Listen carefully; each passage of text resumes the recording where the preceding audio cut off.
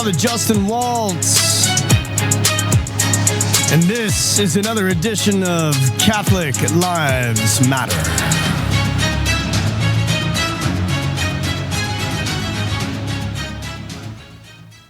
Welcome back, everybody. It has been a very long time since I have dropped a podcast here on Holy Fire.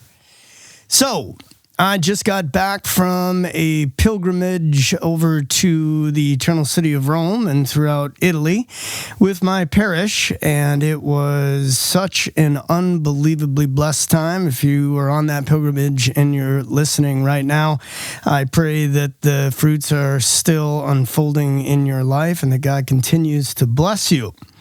Today, I want to talk just a little bit about something that I saw over there in Rome that is like nothing I have seen. And it has to do with our dear Holy Father, Pope Leo XIV. So, I've been going there for many years. Let's just say right around 20.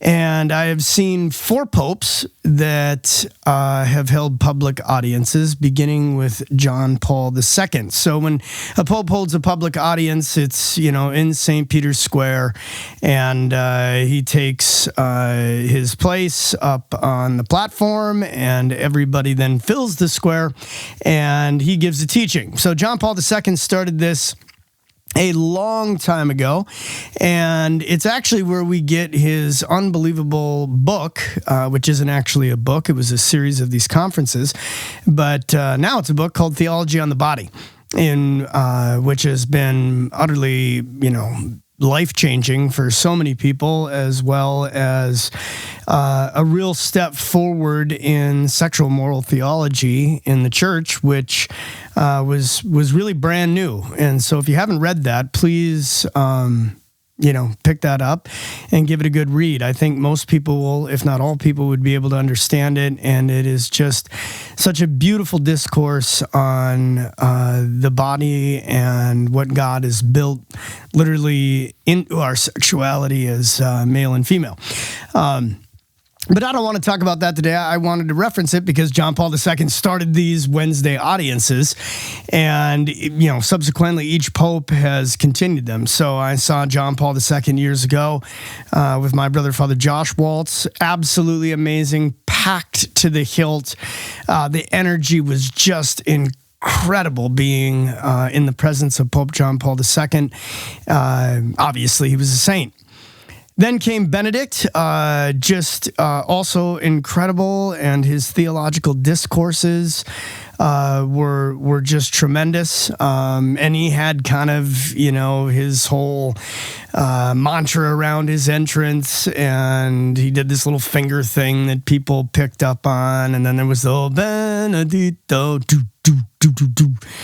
that was followed by Francis, and I saw him on pilgrimage with my former parish back in, I believe it was 2018, and then have not been over for a considerable amount of time with COVID and everything else. So, you would want, obviously, your pilgrimage to have a Wednesday audience a part of it if you're able to, especially now because Pope Leo XIII is our first pope from America, which is so exciting for those of us from the United States of America. And it was everything and more than what I thought it was going to be. His energy as he cruises around St. Peter's Square and this massive crowd in his Pope Mobile, as he's saying hi to everyone, waving, picking up babies, the energy was like I have not seen literally since Pope John Paul II. More about that here in just a little bit. But he's obviously from the United States of America. So we had, our poster, I should say banner that was up that said St. Joseph's Catholic Church, Dickinson, North Dakota. And when he saw it, he looked at it and he points at it and acknowledges it. He can read it. He obviously knows where North Dakota is, which I had never seen anything like that before. I was so personally touched in that moment on multiple levels, but I just experienced such just an unbelievable love and connection with him, and his enthusiasm, his energy was just profound and impactful, to say the least. So then, as I said, every Wednesday, the Pope will give a teaching of some sort. So, now up until him, Pope John Paul II certainly spoke English. Pope Benedict would deliver in English. And, it was good English, but, with that European accent.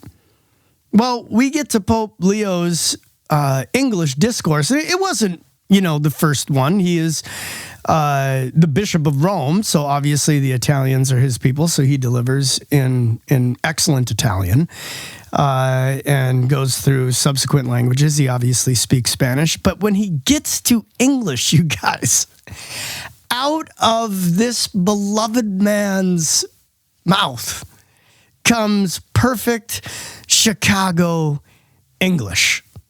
And I just stood there dumbfounded. I mean, number one, I never expected to see the day when we would have an American Pope. And I was told from as long as I can remember that we would never have an American Pope. It was like, winning the World Cup and an American Pope would just be too much. And so that just wasn't going to happen. And along comes Leo XIV. And to sit there and to listen to his discourse, which was excellent, phenomenal preacher, deeply insightful, but it was imperfect English. But it didn't stop there. So I'm looking around, and all of a sudden it dawns on me that St. Peter's Square is packed to the hilt. And when I say packed, I mean packed, not just full, but bursting at the seams. But it wasn't just St. Peter's Square. I'm looking around, and, there's security fence, obviously, around the square itself. And then there's the long road behind St. Peter's Square called the Borgo. And I'm looking down this road, and it is also full. As far as I can see, like packed full. So people that didn't have tickets, and, the tickets are free, you don't have to pay for them, were in the Borgo, taking what this wonderful man had to say in attentively. And I sat there and I said to myself, the only time I remember anything even close to this was JP2, or St. John Paul II the Great.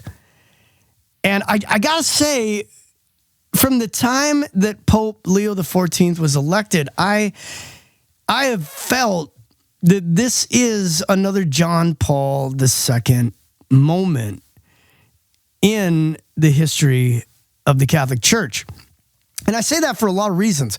One, and I wasn't even born when Pope John Paul II was elected, but when you read about it, it wasn't expected, right? Karol Wojtyła comes out of nowhere, and, the world is like, who is this cardinal from Poland that has chosen John Paul II? Only to have him turn out to be one of the greatest popes in the history of Christianity. Hands down. Nobody would even argue that. And, then we continue on our way. And all of a sudden comes Pope Leo XIV. He basically was made a bishop 10 years ago. And in 10 years' time, he went from an Augustinian missionary to the head of the order, to a bishop, to the Pope. And maybe some of you listening were expecting him, but not only was I not expecting an American, I didn't even know who he was. And so just like Karol Wojtyła came out of nowhere, a cardinal from Poland, here comes this Augustinian missionary in this very short period of time that is suddenly now the leader of the global Catholic Church and on fire. The energy that he is bringing right now to the crowds, but also the crowd to him. So not only were there that many people there, and I'm not even going to take a guess at the numbers, but we're talking tens of thousands of people. But on top of that, I would venture as a guesstimate to say that at least 50% of the states of the United States of America, if not more, were present at this Wednesday audience. And I know that because they go through a list in English of all of the English, speaking people that are there, and it was from the United States of America, from the United States of America, and it was state after state after state. I got to say, too, we had some folks from California on the trip, and surprisingly enough, California was like the most represented state at this audience that there was. So what does it all mean? And that's why I wanted to drop this, and I just need to be better about releasing podcasts. But I really believe, everyone, that an awakening in the Holy Spirit has begun. Now, Pope Leo XIV clearly was aware of Pope Leo XIII's vision of Satan attacking the church for 100 years, and we're going to be releasing a whole YouTube channel. It's already up and running. Our formal release will be December 8th. Please, if you're listening right now, get on. Just get on YouTube and look up FatherJustinWaltz.com. Or not .com, but just Father Justin Waltz on YouTube. And then subscribe to the channel if you would.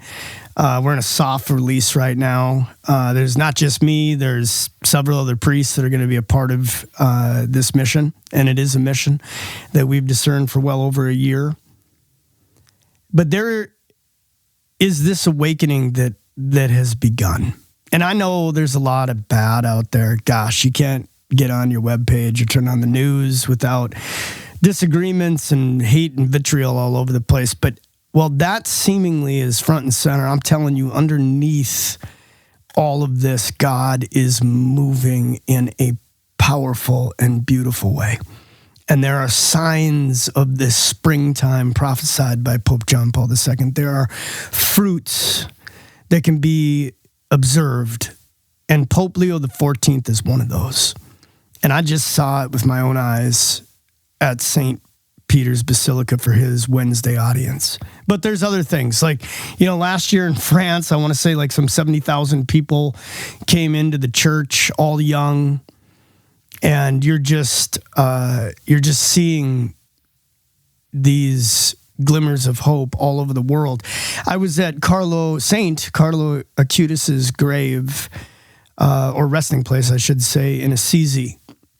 And the line in this small town of Assisi to pray before what appeared to be his incorruptible body. And all of the young people that were there, I get a little emotional even thinking about it. It was such a sign of hope to me. And when you think about what St. Carlo Acutis was all about, what was he about? The Eucharist and using technology to wake people up to the real presence of Jesus Christ in the Eucharist. We have the power right now, everyone, to reach millions of souls. And I know that there's a lot of bad on the internet, and I know that it's been used for a lot of bad stuff and still is. But it can also be used for good. And if you look at the history of the Catholic Church, when we baptize something and we harness a power that was once, maybe even evil and make it subservient to Christ, God does beautiful things. And so I truly believe that Pope Leo XIV is one of the biggest signs that God has sent us in our modern day and age of what he is not only about to begin quite powerfully, but what he has already begun. So wherever you find yourself today, everybody, Jesus Christ is Lord. He has not forgotten his church. He has not forgotten the world, and he has not forgotten you. And so be patient, hold the line, and be filled with hope that the Holy Spirit is being unleashed into the world, and the awakening has begun. I'm Father Justin Waltz, and this is Holy Fire.